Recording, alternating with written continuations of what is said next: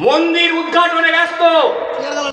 উনি জগন্নাথের মন্দির করছেন, উনি নিউ টাউনে মন্দিরের জন্য জায়গা দিচ্ছেন, এখন বলছে আমি দার্জিলিং এ মন্দির করব।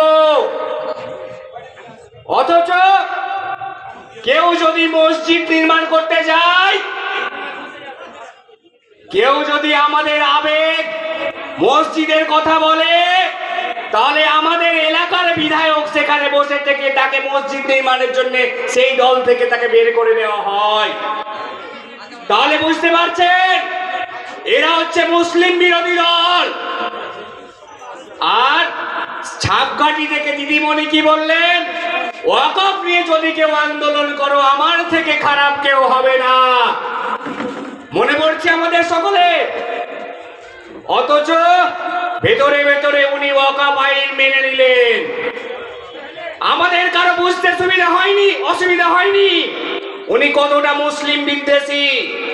বিজেপি আরএসএস পেছন থেকে ছুরি মারে, বিজেপি প্রকাশ্যে মুসলিমদের বিরুদ্ধে কথা বলে, মমতা বন্দ্যোপাধ্যায় সরাসরি না মারলেও পেছন থেকে ছুরিটা মারছে।